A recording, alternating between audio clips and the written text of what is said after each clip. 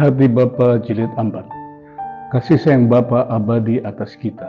Mazmur 103, 13, 14. Seperti Bapa sayang kepada anak-anaknya, demikian Tuhan sayang kepada orang-orang yang takut akan Dia, sebab Ia sendiri tahu, Dia ingat bahwa kita ini debu.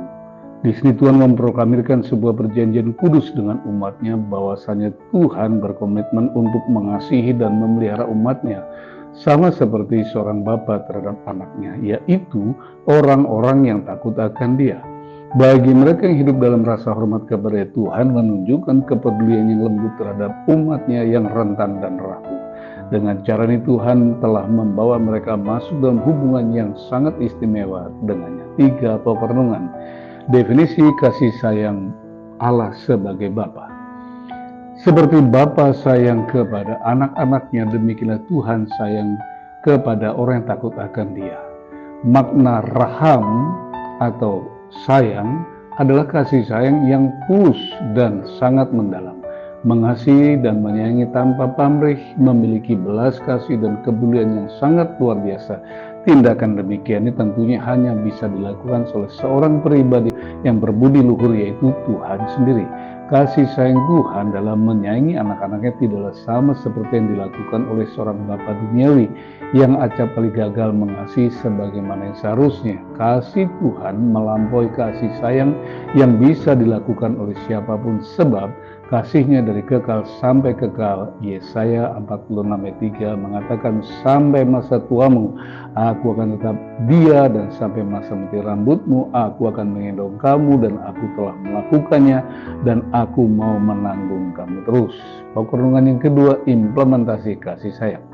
Secara kontekstual, Mazmur 103 ini melukiskan betapa hebatnya perjuangan Tuhan dalam kasih-Nya berupaya menyelamatkan orang berdosa. Mazmur 103, 1-4 dari Daud, pujian bagi Tuhan, hai jiwaku.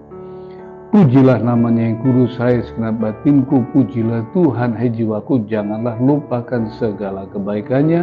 Dia yang mengampuni segala kesalahanmu dan menyembuhkan segala penyakitmu. Dia yang menebus hidupmu dari lubang kubur, yang memokatai engkau dengan kasih setia dan rahmat-Nya. Dosa dapat diilustrasikan bagai nyala api yang tidak terpadamkan, sedang menghanguskan apapun yang tersentuh olehnya. Satu-satunya cara untuk memadamkan api yang menghanguskan ini adalah dengan cara membungkusnya. Meski harus terbakar, itulah yang dilakukan Kristus. 2 Korintus 5 ayat 21, Dia yang tidak mengenal dosa telah dibuatnya menjadi dosa karena kita, supaya dalam Dia kita dibenarkan Allah. Yang karena kasih-Nya kepada kita, Dia rela menderita bahkan mati di kayu salib demi menutupi dosa dan pelanggaran kita. Mazmur 32 ayat 1 dan ayat yang kedua. Terakhir, ikatan kasih yang tidak terputus. Mazmur 103 ayat 14, sebab Dia sendiri tahu apa kita, Dia ingat bahwa kita ini debu. Sang Pencipta kita tahu betul ketidakberdayaan kita dalam melawan dosa. Lebih dari seorang ibu yang menyusui, Tuhan mengasihi orang berdosa. Dapatkah seorang perempuan melupakan bayinya sehingga ia tidak menyayangi anak dari kandungannya? Sekalipun dia melupakannya, aku tidak akan melupakan engkau. Kasih sayang seorang ibu terhadap bayinya merupakan keterikatan yang paling kuat, sehingga tidak lazim bagi seorang ibu untuk mengabaikan ikatan itu dan meninggalkan anak yang seharusnya ia pelihara dan kasihi. Tatkala melihat buah hatinya menderita tanpa daya melawan kuasa dosa, Dia bangkit bertindak untuk menyelamatkan kita dari dosa. Ulangan 30 ayat yang ketiga, maka Tuhan Allah akan memulihkan keadaanmu dan akan menyayangi engkau. Ia akan mengumpulkan engkau kembali dari antara segala bangsa. Kini telah tiba waktu pemulihan yang dari Tuhan bagi kita. Yesaya 30 ayat 18 mengatakan, sebab itu Tuhan menanti-nantikan saatnya hendak menunjukkan kasih-Nya kepada kamu.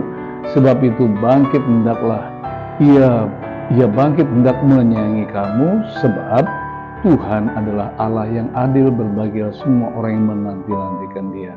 Saya tutup dengan 3 closing statement. Yang pertama, waktu perkenan dan pemulihan yang datang dari Tuhan atas kita telah tiba. Mari kita bersegera untuk menyambutnya. Yesaya 49 ayat 13, bersorak-sorailah hai langit bersorak-soraklah, hai bumi dan bergembira dengan sorak-sorai, hai gunung-gunung, sebab Tuhan menghibur umatnya dan menyayangi orang-orangnya yang tertindas.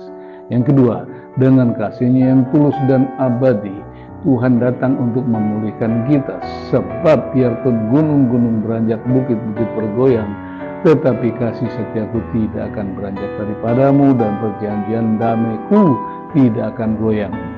Firman Tuhan yang mengasihi engkau. Yang terakhir, untuk itu segera tanggalkan jubah usang kita dan mari kita datang kepadanya. Yesaya 57.